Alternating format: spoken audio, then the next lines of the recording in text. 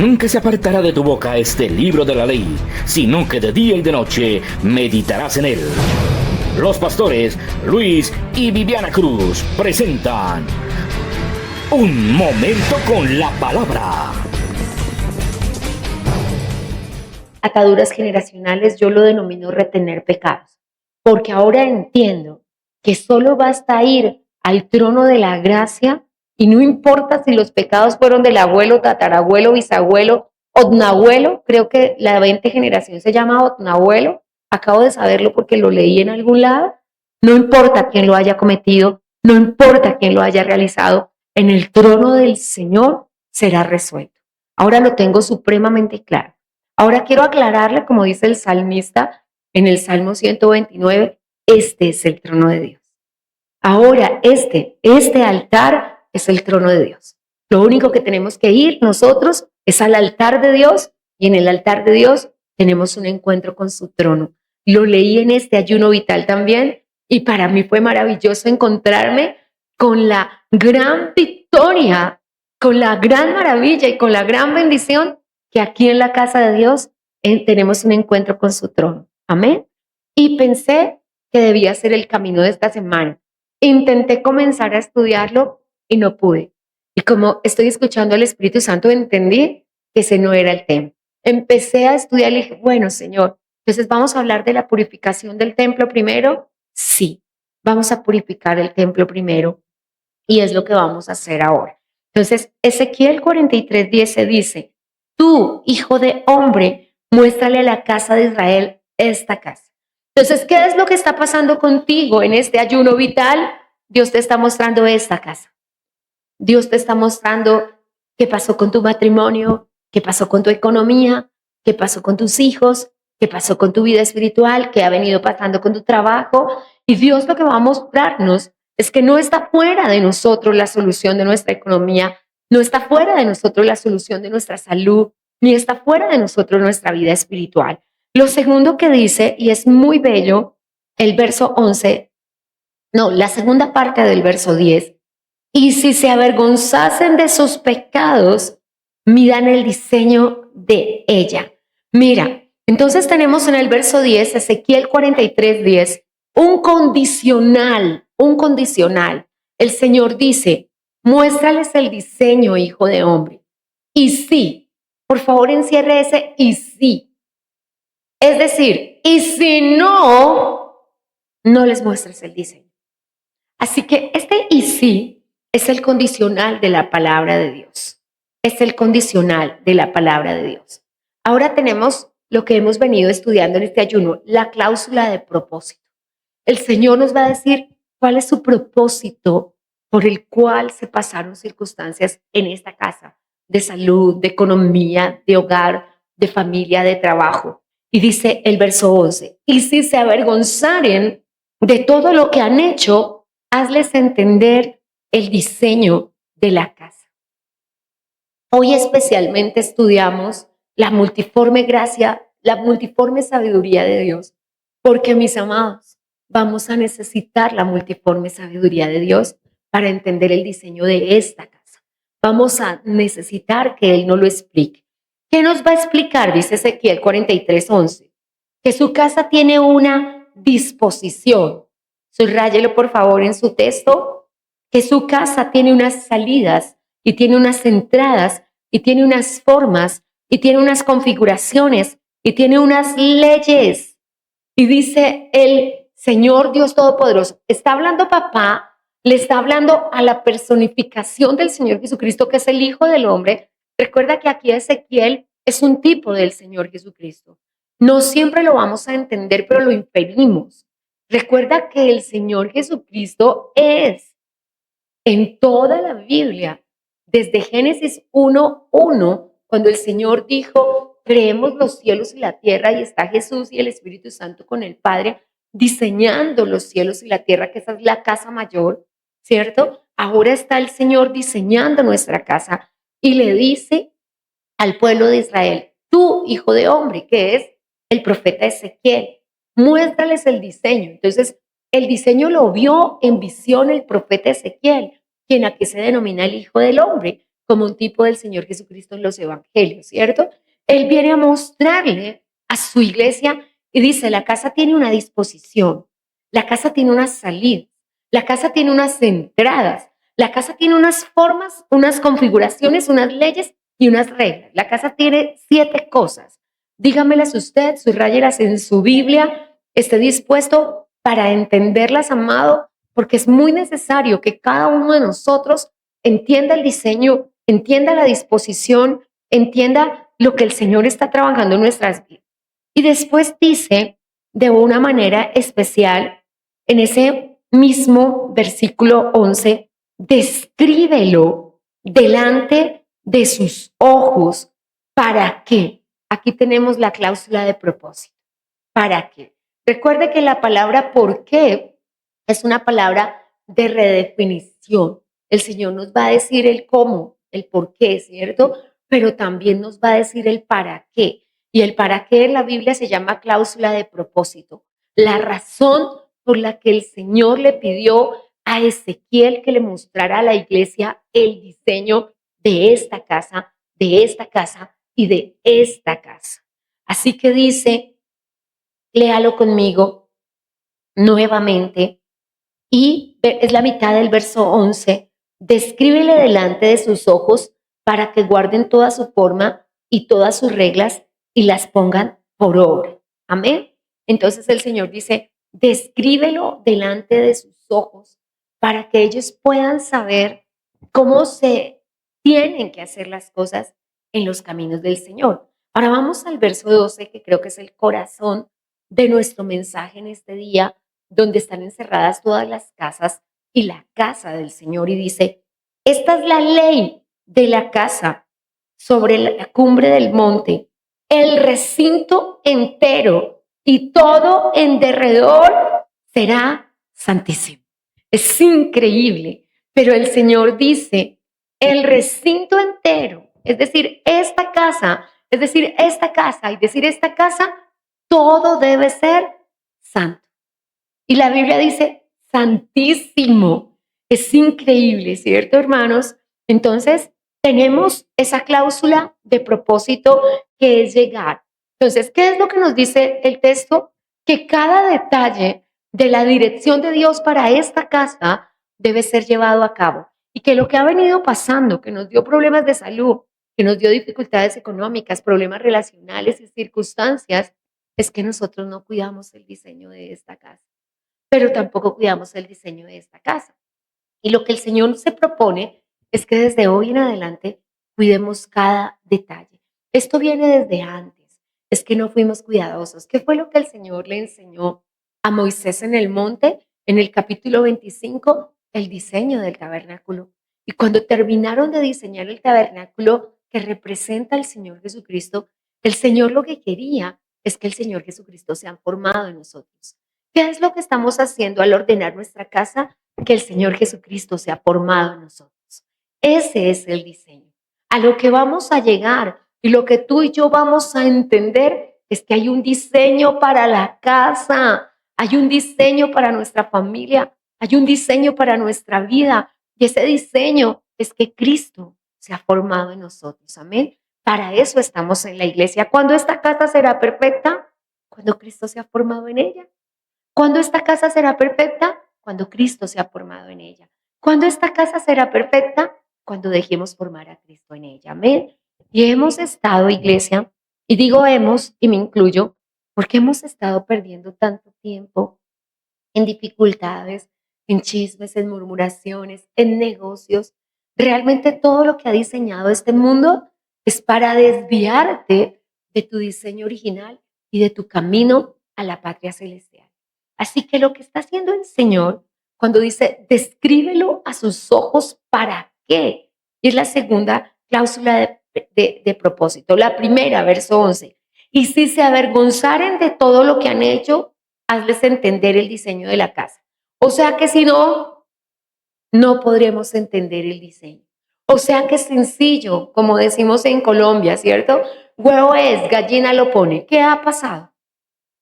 ¿Qué ha pasado? ¿Por qué el diseño de la vida nuestra, el diseño de nuestros hijos y el diseño de nuestro trabajo no se nos ha dado? Dígalo conmigo, ahí lo dice, verso 11. No nos hemos avergonzado. Gracias, hermanos. No nos hemos avergonzado. Eso es lo que ha pasado. Y hoy vamos a entender el concepto de vergüenza, porque pasa como estudiamos hace pocos días con el pastor, el concepto de humildad. Cuando en la vigilia anterior, y aprovecho para decirle que esta semana hay vigilia, no se la pierda, el pastor nos enseñó, humíllese bajo la poderosa mano de Dios y Él les exaltará cuando fuere tiempo. Yo fui a mi casa a estudiar todo lo que la Biblia dice de la palabra humillación. Porque si el Señor dice que todo se resuelve con humillarse, pues yo tengo que saber qué tengo que hacer, ¿cierto? Y acá el Señor dice que todo se resuelve con avergonzarse.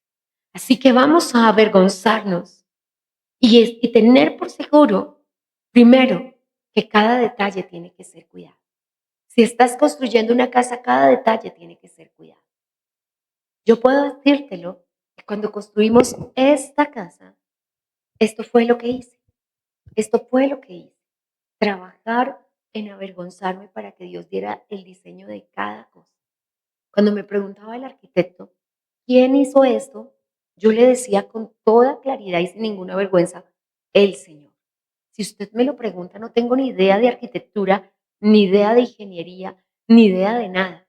Pero yo sabía cuánto cemento y dónde y en cada lugar y qué se podía hacer a través de cada cosa, porque Dios dio el diseño de su casa. Y cuando Dios da el diseño de tu casa, nada tiene por qué salir mal. Tú tienes que cuidar cada detalle. Tú tienes que saber que hay un estándar de seguridad en esta casa que no puede ser cambiado. Y el estándar de esta casa es la santidad. El Señor dijo, todo alrededor tiene que ser santo. Fíjate que a veces tú has sido santo, pero los que están a tu alrededor no lo han sido. Y eso ha sido un problema para tu casa, porque es algo muy fuerte que de pronto no lo conoces. Hace muchos años, ya bastantes, personas se quedaban en esta casa o vivían en esta casa. Hasta que así fue como nació esta palabra, hasta que yo leí esto, donde el Señor me dijo, versículo 7 de Ezequiel 43, y me dijo, hijo de hombre, este es el lugar de mi trono, este es el lugar donde posaré la planta de mis pies, en el cual habitaré entre los hijos de los hombres para siempre. Mira lo que dice, es mi trono, aquí voy a reposar la planta de mis pies, aquí voy a estar para siempre. Nunca más permitiré que la vuelvas a profanar. Dios me dijo, nos separa, verso 8, un umbral, nos separa del altar una pared. Imagínese una persona diciendo groserías al otro lado de la pared. ¿Qué fue lo que pasó? Dice el capítulo 8 de Ezequiel. Imagínese una persona en fornicación al otro lado de la pared. Es lo que dice el capítulo 22. Y termina diciendo ese verso 8, yo sacaré todas sus abominaciones. El verso dice, el verso siguiente dice, yo arrojaré todas sus fornicaciones. Y entendiendo abominaciones y fornicaciones como todo acto que vaya en contra de Dios. Así que, hermanos, es la razón por la que Dios está diciendo, yo estoy dándoles una nueva oportunidad. Les estoy dando la oportunidad de reconstruir, de restaurar, de restituir todo lo que la casa realmente es. Es una gran oportunidad antes de que suene la trompeta, para que cuando suene la trompeta tú no seas hallado falto. Tremendo, ¿cierto, hermanos? Tremendo. Eso es lo que dice la Señor. Porque tu Dios es santo, porque sin santidad nadie verá al Señor, porque no se puede entrar al cielo sin santidad. Entonces, tu casa, que eres el templo del Señor, el tabernáculo del Dios vivo, cuando Dios dijo que reconstruirá el tabernáculo de David, está hablando de nosotros. Y Él levantará el tabernáculo de adoración y de exaltación, y somos cada uno de nosotros. Eso es lo que dijo el profeta Amós. Entonces, ¿qué es lo que estamos haciendo? Preparándonos para el regreso de su gloria, para que mientras estemos en esta tierra su gloria se manifieste y para que cuando Él venga por su iglesia, nosotros nos podamos ir con Él. Así que si estoy siendo clara, hablemos del objetivo principal del ayuno vital, porque hoy llegamos a la mitad de nuestro ayuno un poco más de la mitad algunos, y al entender qué estamos haciendo en este ayuno vital, estamos dándole al Señor la ocasión de que ponga en orden su casa y que la cláusula de propósito, que es que nosotros no nos perdamos, porque lo que Dios está diciendo es, si no encuentro la casa como debe estar, esa casa no puede ser llevada al cielo. No podemos ser morada eterna. Acabamos de leer en Ezequiel 43:7, serás mi morada, serás mi trono, estaré contigo para siempre. Para que esas tres cosas que nos está proponiendo el Señor se cumplan en nuestra vida, para que eso suceda, pase y acontezca, necesita él encontrar su casa como quiere encontrarla. Amén. Entonces, el objetivo principal de este orden, de este avergüéncese, es encontrar la casa en la santidad y la perfección que el Señor la requiere para que nosotros pasemos con Él toda la eternidad. Lo que estamos haciendo al santificar nuestra casa es colocarla de la mejor manera posible para que podamos nosotros, con la ayuda del Señor Dios Todopoderoso, ser encontrados en Él. Fíjese que le conté a la iglesia del domingo que antes de escuchar la canción Yeshua, que además bendigo, no sé quién la compuso, hoy la hemos cantado en el mundo entero, pero me sonaba, leyendo Filipenses, me encontré con ese texto de yo quiero ser hallado en Él. Y yo no entendía en mi espíritu qué es ser hallado en Él. Pero hoy puedo decirle que ser hallado en Él es que Él encuentre su casa santificada y todo alrededor. Note que hay personas que se preocupan solo por su santificación, es decir, por esta casa. Pero la Biblia nos ordena, todo alrededor tiene que estar santo, también esta casa. Y debemos preocuparnos por la santificación de esta casa, porque nosotros hacemos parte de esta casa. Cuando el Señor le dijo a Pedro, Satanás los ha pedido para zarandearlos, la zaranda nunca ha tenido un propósito de destrucción. La zaranda siempre ha tenido un propósito de purificación, que sea sacado lo que no está limpio y que quede lo que está limpio. Para eso se zarandea la arena, para que quede la que sirve para la edificación. Para eso se zarandea el trigo, para que quede el trigo limpio, porque solo el trigo limpio puede ser echado en sus graneros. Hace pocos días Dios me mostraba cómo el trigo lleno de mamón, lleno de avaricia, codicia y ansiedad financiera, no puede entrar al cielo. El trigo lleno de leviatán, orgullo, altivez de corazón, altanería de espíritu, altanería de ojos, no puede entrar al cielo. El trigo lleno de pitón, brujería, adivinación, sortilegios, agoreros. No se imagina, y en estos días vamos a estar hablando de la brujería cristiana, no de la brujería inconversa, sino de la brujería cristiana, de la brujería que tiene como propósito manipulación. Mire, no haga esto porque aquello, todavía pastores agoreros, todavía iglesia agorera, todavía personas que no pase debajo de la escalera porque es que le pasa algo. No coja ese espejo porque es que le va a pasar algo. Todavía personas con temores que nacieron de la religión porque no conocen al Señor Jesucristo. Y eso, iglesia, hace parte de las manchas y las arrugas que nosotros debemos quitar si queremos estar en la patria celestial. Una cosa es el celo de la casa de Dios y otra cosa es la religión y la religiosidad. Y usted y yo tenemos que echar fuera cualquier cosa que no venga de nuestro Señor Jesucristo. Amén. Así que dicho esto, vamos a definir el concepto de avergonzarse, porque es exactamente y tiene la misma connotación de la palabra humillación. Y cuando nosotros hablamos de humillación, uno es el concepto del mundo y otro es el concepto de la Biblia. La humillación en la Biblia es el acto por el cual yo voy a llegar a estar en la presencia de Dios, porque es necesario que yo baje para que Él suba y que yo mengüe para que Él crezca, y eso se produce a través de la humillación. El salmista dice en Isaías 50, el alto y el sublime, el que habita en la eternidad y con el quebrantado y humilde de espíritu. Dios no habita donde no hay humildad de espíritu, y la humildad de espíritu se llama humillación. Y el Señor dice, humíllense para poder ser exaltados. Así avergüéncense para poder ser perdonados. Y hoy profundizaremos en el concepto de vergüenza. La vergüenza según el concepto bíblico y la vergüenza que nos está pidiendo el Señor. Cuando el Señor dice, mi pueblo nunca más será avergonzado, está hablando de la otra connotación de vergüenza. Así que tenemos dos connotaciones de vergüenza.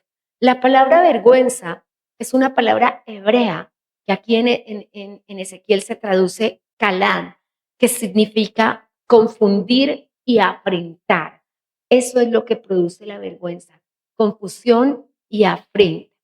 La palabra vergüenza tiene dos connotaciones, la de confusión y afrenta para que seas herido y ofendido, y la de humillación subjetiva. ¿De cuál cree que está hablando el Señor en este texto? ¿De cuál? ¿De la primera o de la segunda? De la segunda, ¿cierto? De humillación subjetiva.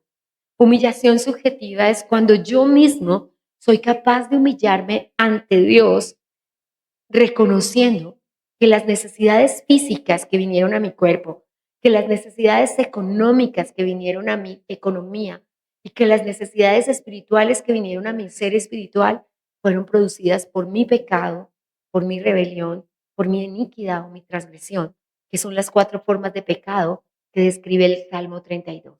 Haga por favor una lectura del Salmo 32 para que encuentre cómo se debe tratar con las diferentes formas de pecado. El pecado en todas sus dimensiones es transgresión, rebelión, iniquidad y pecado, ¿cierto? Así que las personas, ¿cómo quedan cuando son avergonzadas? Confundidas. Las personas, ¿cómo quedan? Confusas, confusas. Entonces, ¿qué es lo que nos pide el Señor? ¿Qué es lo que sugiere este texto para que cambie nuestra vida?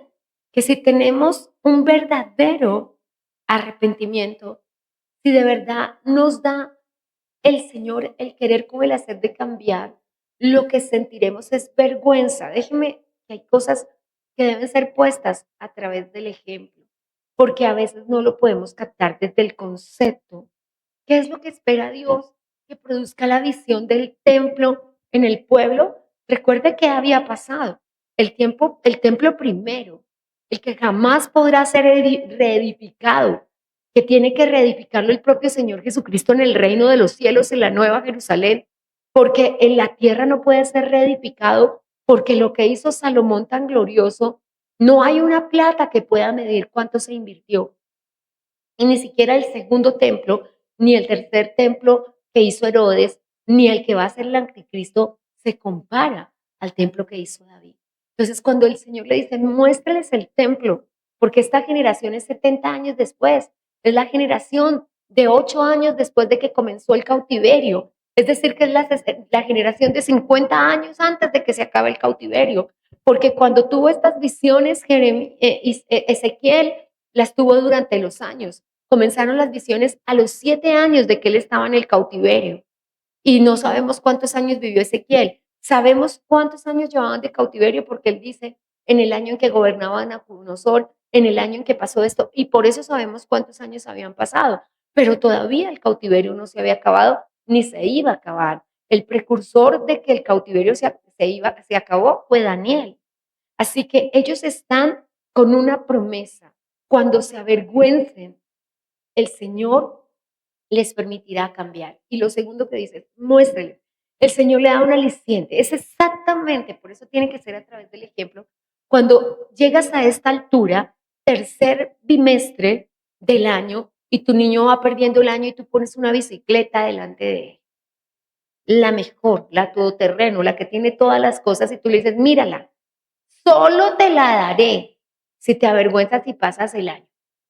Es lo que está pasando. Entonces el Señor le dice a Ezequiel, mira la visión del templo primero, mira cómo va a ser ese tiempo de glorioso, mira la gloria postrera, muéstrales ese templo. Y si se avergüenzan de sus pecados, ellos ya saben cuáles son sus pecados, porque Ezequiel 8 les dio la primera visión. Dios llevó al templo, aquí el cautiverio, bueno, voy a hacer un poco más de contextual para que no nos perdamos. Cuando se va el primer cautiverio, sale Daniel con sus 3 amigos Ananías, Azarías y Misael, y salen todos los principales de Jerusalén, incluido Joaquín, el hijo del rey, y la reina Neusta, que es la esposa del rey, y son llevados a Babilonia. En ese momento es llevado también, en ese primer cautiverio, es llevado Ezequiel. Siendo prominente, siendo sacerdote y siendo profeta, no es llevado a palacio, sino es llevado a los cautivos del río Kibar. Si me los pregunta, a los que les fue peor en el cautiverio, a los que llegaron a hacer trabajos forzosos, a los que llegaron a ser esclavizados de una manera terrible. Y Ezequiel es llevado allá. Cuando llega a 7 años junto al río Kibar, recibe la primera visión. Y entonces en la segunda o tercera visión, yo creo que ya para las próximas semanas yo podré decirte, esta fue la primera visión, esta fue la segunda visión. En verdad he estado leyendo Ezequiel, pero me he detenido en las partes que él también me está hablando a mí acerca de lo que hay que avergonzarse personalmente. Entonces, cuando viene la visión de los pecados, el Señor lo lleva al templo a Jerusalén. Esto es una locura, iglesia, esto es una locura. Esto es una locura, pero no es diferente a lo que estamos viviendo. Hay religiones hoy pseudo cristianas donde estas cosas se están viviendo hoy. Y entonces el Señor le abre un huequito en la pared y le permite mirar y ve a los sacerdotes que tienen estatuas, no como los santos de hoy. Ojalá, o sea, menos peores son los santos de hoy que hacen en estatuas, porque menos son personas formadas, pero ellos tenían cabezas de toro, cabezas de serpiente. Usted lo va a leer hoy, que fue la gran abominación que ofendió al Señor en el capítulo 8. Y él ve que los sacerdotes le están haciendo incienso a eso dentro de la casa de Dios. Eso pasa y sobrepasa cualquier locura.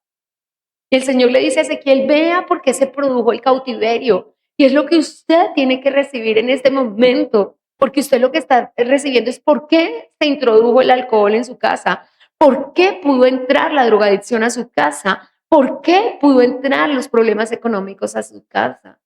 Le contaba en la semana pasada, abriendo semana, hoy, le decía al Señor, hoy estoy totalmente preparada para esta noche, porque hoy comenzando la cuarta semana de ayuno y comenzando la quinta, él vino y me mostró cómo los brujos entraron y qué hicieron. Eso fue el martes para amanecer el miércoles. Y el viernes, el jueves para amanecer el viernes, Dios me mostró el derecho legal, me mostró a la persona que tenía los papeles y por qué había podido suscitarse toda esa circunstancia para que pudiera ir al trono y llevar esa circunstancia delante de Dios. Pero le he preguntado concretamente y le he preguntado específicamente, ¿y por qué pasó esto? El domingo nos estaba en la segunda reunión, el pastor enseñando. Yo siempre le pido a las personas, y yo lo hago de enviarte el audio, pero a veces con el pastor, porque realmente lo profético y lo divino que hay en su vida, tal vez tengas que escucharlo 2 veces, tal vez tengas que escucharlo 3 veces, pero no te lo pierdas. No te pierdas de aprender lo profético que Dios nos está enseñando. Cierro de una manera con esto, este breve que acabo de abrir de la visión, pero es exactamente lo que dice Ezequiel 43. Muéstrale la visión cuando se avergüenza. Cuando te arrodillas y le dices, Señor, sí, ya conocí a Dios cuando entró la fornicación a mi casa, Señor. Yo ya te conocía, como no me voy a avergonzar. Si yo ya te conocía y mi hijo se fue en unión libre, claro que me da vergüenza, Señor, porque yo no podía impedirlo ni permitirlo, pero yo ya te conocía. Y si no hubiera pasado esto, ¿cómo entró la fornicación a mi casa? En algunas casas entró la herejía mesiánica, personas que creen que no comen cerdo, que esto porque son los de Gálatas. Si el mesianismo trató de entrar a tu casa, a ti te toca leer Gálatas de la cabeza a los pies y de los pies a la cabeza y leerlo 1.000.000 de veces y preguntarle al Señor en qué momento el mesianismo entró a tu casa. Y ahí mismo en Gálatas está la respuesta. ¿Quién nos fascinó y quién nos engañó? Entonces quiero cerrar con esto en este día. La visión viene para el Señor decirte a ti qué fue lo que pasó y cómo entró a tu vida y cómo entró a tu casa. Ahora sí, maravilloso. Para el profeta Ezequiel, la revelación era ¿por qué? ¿No les parece maravilloso Dios? ¿No les parece magnífico Dios que le diga a Ezequiel qué necesidad tiene el Señor de explicarnos? Como dice Job 30, ¿qué es el hombre para que le expliques? Cuando está en una de las discusiones más acaloradas, creo que con Elifaz y Sofar, que son tan insoportables, y ni hablar de Bildad, los molestos consoladores de Job, es que usted es un pecador y así entró el pecado a su casa. Y le contesta Job, ¿quién soy yo para que Dios me explique por qué entró el pecado a mi casa? Pero ahora vemos en Ezequiel que es el pueblo de Dios y tú también eres pueblo de Dios, real sacerdocio, linaje escogido por Dios. Y viene el Señor y le dice, ¿sabes por qué se fue la gloria? Se fue por esto. ¿Para qué te lo dice Dios? ¿Cuál es la cláusula de propósito? Para que no lo vuelvas a hacer. Porque el avisado ve el peligro y se aparta, pero el simple cae en él. Y el Hijo de Dios no cae en el mismo peligro dos veces. Así que como iglesia, el Señor nos va a decir cuál fue la puerta abierta a la drogadicción, cuál fue la puerta abierta a la fornicación. Y el Señor nos va a decir exactamente cómo sacarla. Pero necesitamos entrar en la visión. ¿Para qué es la visión? Es lo más claro que quiero dejar en tu espíritu en este día. El Señor dio una cláusula de propósito. Mira lo que dice.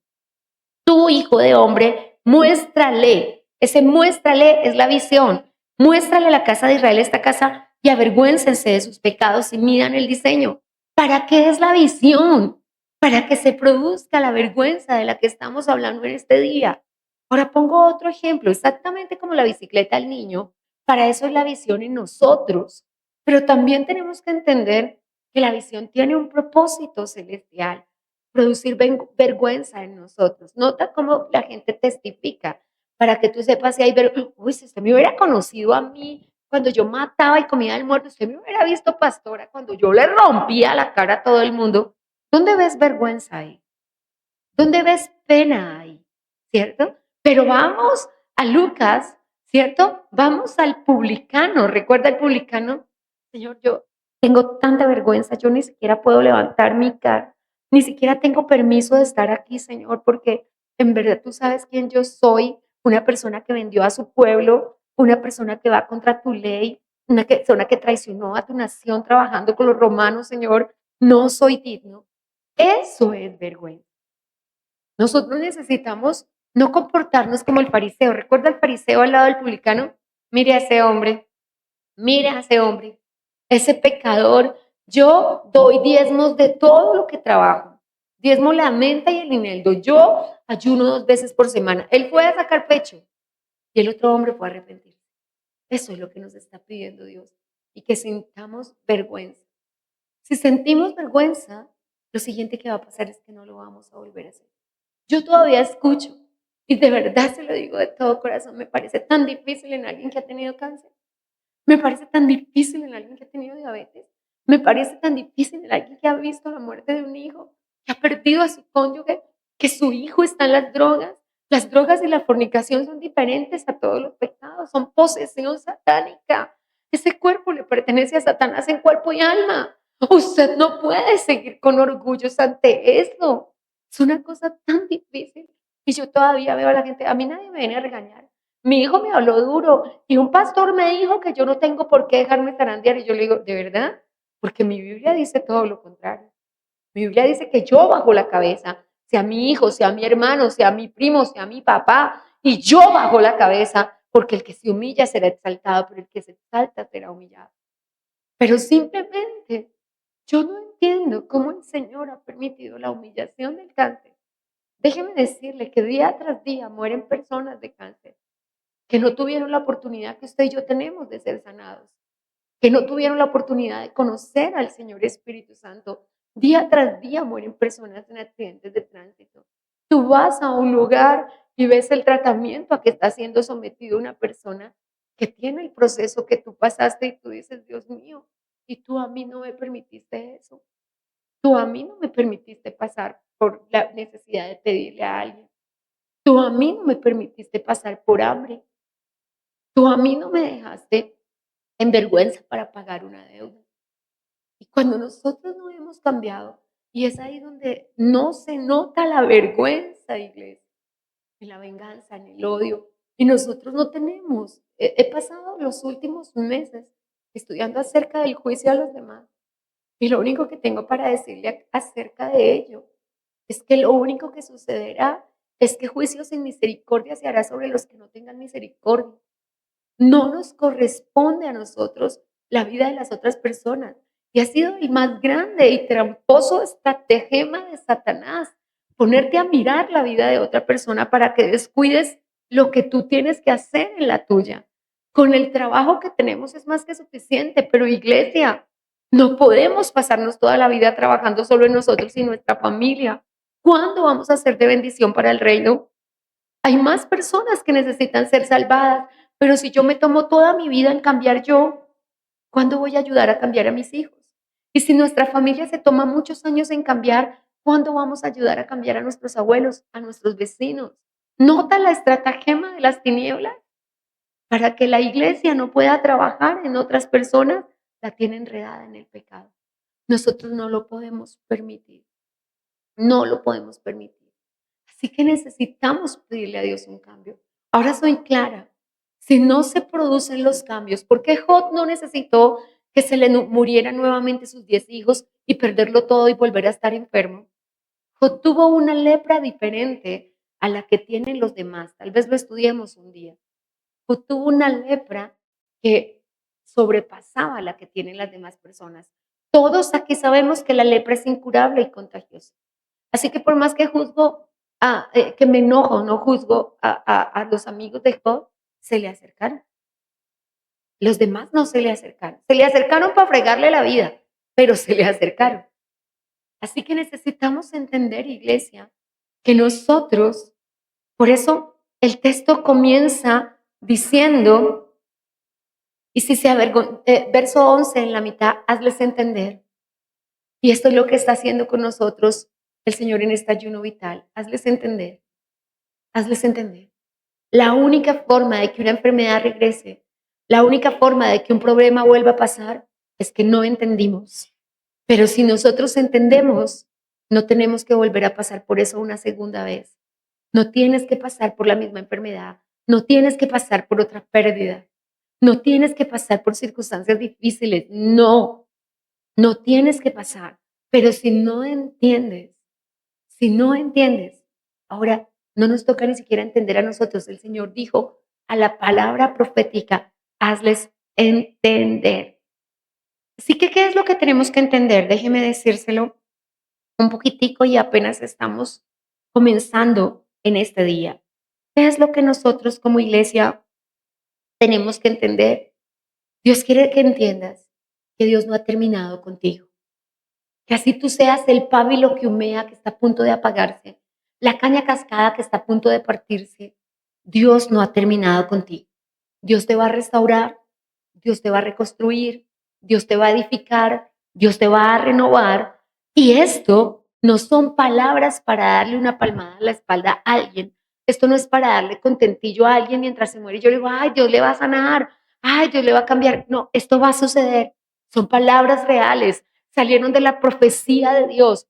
Va a suceder o va a suceder o va a suceder, contigo o sin ti, pero va a suceder. Yo le digo al Señor, mejor conmigo. Cuando Dios llamó a mi esposo a servir, esa fue la palabra que Él me dio.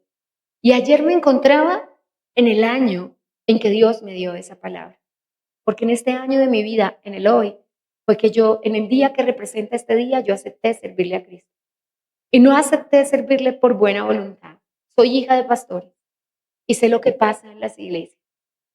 Y para mí era muy difícil, habiendo visto desde la barrera cómo le va a un pastor y cómo le toca a un pastor y cómo es la vida de un pastor, aceptar ser pastor. Pero en el día que representaba el día de ayer, Dios me llamó. Estaba en el llano. El carro se había ido prácticamente a un abismo, una llanta se había explotado, nuestro auto se había estrellado contra un ángel. Y digo contra un ángel porque el carro estacó, se estortilló, las puertas quedaron bloqueadas y no había nada.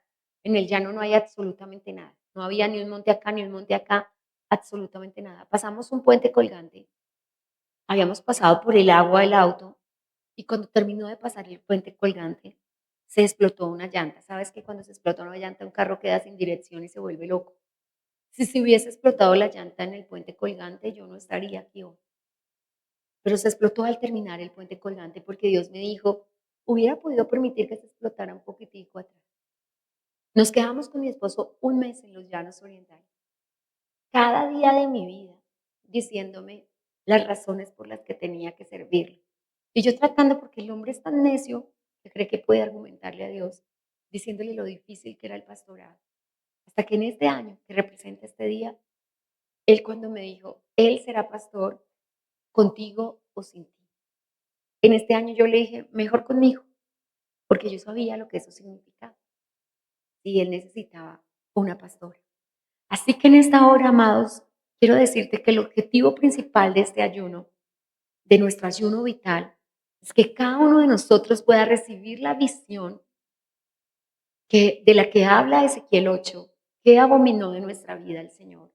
Cada uno de nosotros pueda recibir la visión de Ezequiel 22, cuáles fueron nuestros pecados y cómo se introdujo en nuestro templo, que es nuestra casa, en esta casa, y en esta casa lo que detuvo la bendición. Así que, ¿cómo entró la brujería? Dios te lo dirá, ya me dijo a mí, a mi vida.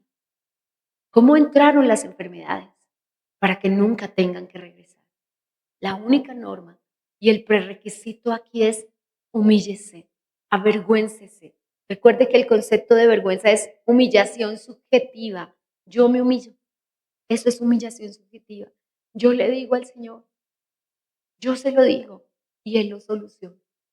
Así que en esta hora, iglesia, estamos en el momento más crucial del ayuno, porque Dios va a venir en visión.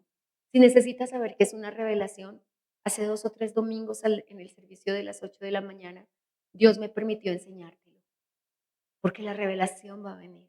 Desde entonces todos los días escucho revelaciones de toda la iglesia. El hermano me dice, anoche soñé, ayer el Señor me mostró. ¿Y qué te está mostrando el Señor? Una hermana me dijo con todo el amor que tiene, ayer el Señor me mostró el rapto de la iglesia, vi la tribulación y vi que yo me había quedado.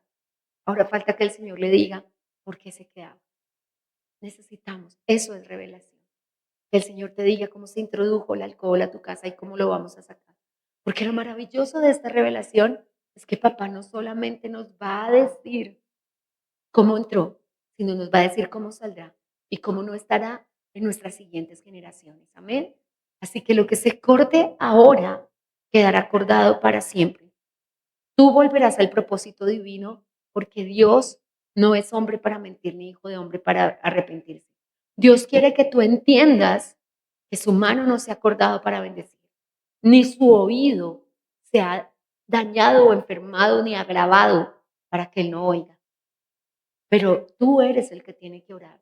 Pero orar también implica actuar y hay cambios que tenemos que dar. No voy a decirte que no queda todavía mucho orgullo en nuestra vida, mucha altivez. Yo siempre le propuse al Señor, un día tendré que hacer un ayuno completo de 40 días para destruir al Leviatán que estaba en mi vida.